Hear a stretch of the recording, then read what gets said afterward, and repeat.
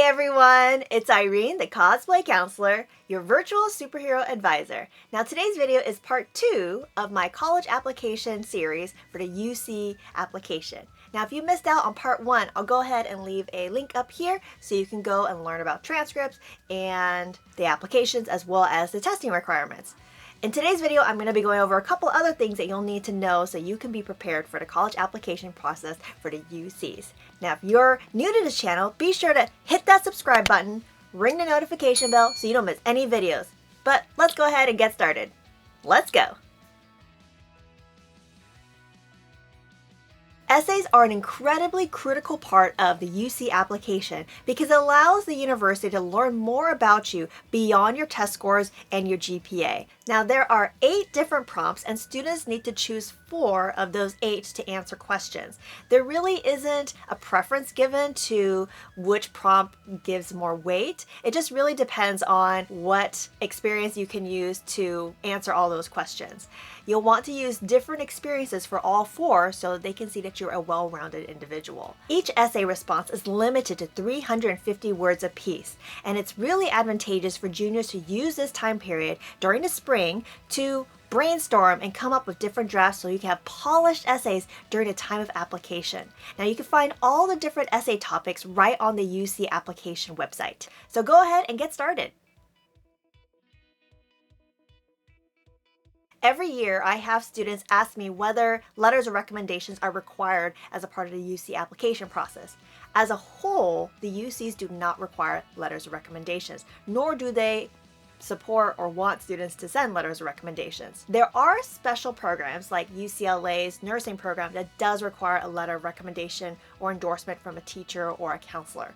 So you'll need to do a little bit of digging to see if the program you're applying to is one that requires a letter of recommendation. However, as a whole, the UCs do not want a letter of recommendation.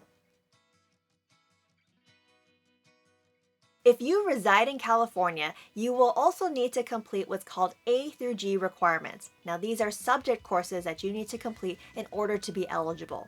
If you go to the UC's website and type in A through G subject requirements, you'll find out what categories and the number of years needed to be eligible.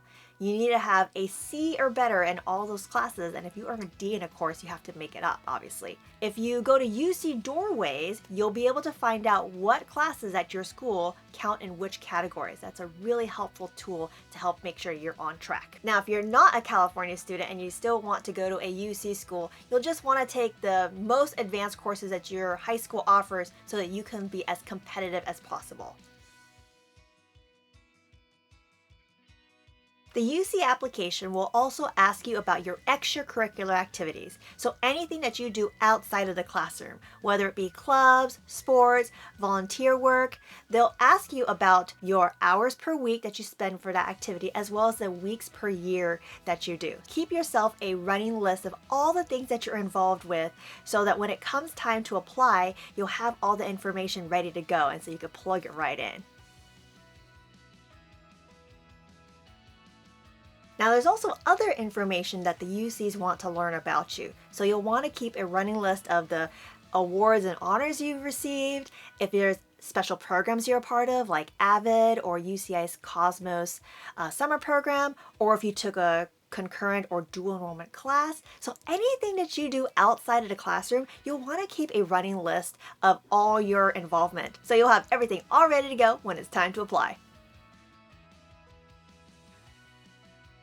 The UCs are a wonderful institution for higher education, so it's no surprise that many students want to also go to a UC after they finish high school. The UCs has what's called a holistic review process, meaning they'll be looking at multiple different components before deciding who they want to admit into their freshman class. So grades alone are not going to get you admitted. You'll want to make sure you have good grades, excellent extracurricular activities, and really strong essays so you can make a case for yourself on why they should admit you. So that's the end of the video. I hope you found it helpful. I know it's a lot of information, but hopefully this video made it in a digestible format so that you will not feel overwhelmed when it comes time to apply. If you did find this video helpful, I hope you will share it. And for more information, please check out my website, cosplaycounselor.com, and I'll see you in my next video. Bye!